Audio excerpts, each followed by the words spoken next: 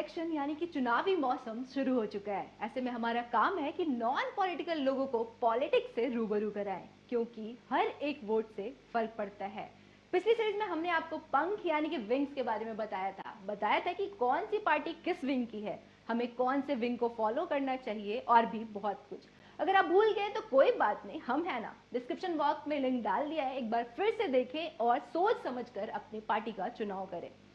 चुनावी मौसम के इस सीरीज में हम बात करेंगे भारत के नेशनल पॉलिटिकल पार्टियों के बारे में। हमारे देश में कितनी नेशनल पार्टियां हैं, कब इसकी शुरुआत हुई और इसके मुखिया कौन है, किन्होंने इसकी शुरुआत की, अभी भारत के किस हिस्से में ये पार्टी सबसे ज्यादा एक्टिव है और भी बहुत कुछ। आप सभी को नमस्कार, मैं शानू आप सभी का एक बार फिर से स्वागत करती हूँ अपने सिस्टम के इस पहले एपिसोड में।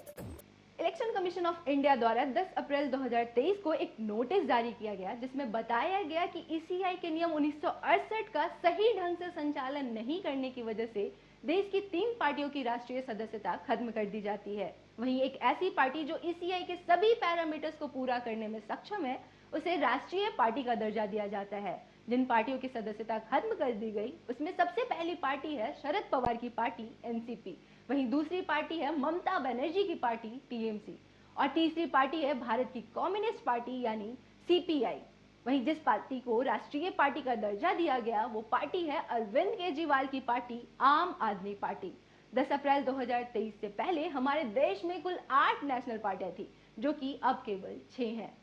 पहली नेशनल पार्टी है देश की सबसे पुरानी पार्टी आईएनसी यानी कि इंडियन नेशनल कांग्रेस, जिसे हम में से कई लोग गांधी पार्टी भी कहते हैं। वहीं दूसरी पार्टी है अभी के समय में सबसे बड़ी पार्टी भारतीय जनता पार्टी, जिसे हम में से कई लोग बीजेपी और अपोजिशन वाले भगवा पार्टी भी कहते हैं। तीसरी पार्टी है एनपीपी, जिसे हम नेशनल पीपल पार्टी कहते हैं, जो भारत के पूर्वोत्तर राज्यों में काफी एक्टिव है।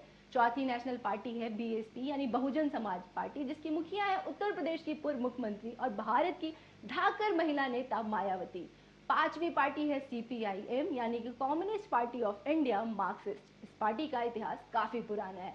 वहीं छठी पार्टी है देश की सबसे नई पार्टी अरविंद केजरीवाल की पार्टी एएपी यानी कि आम आदमी पार्टी।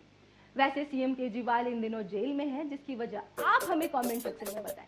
अगले एपिसोड में हम बात करेंगे पार्टियों के इतिहास के बारे में। तब तक के लिए धन्यवाद।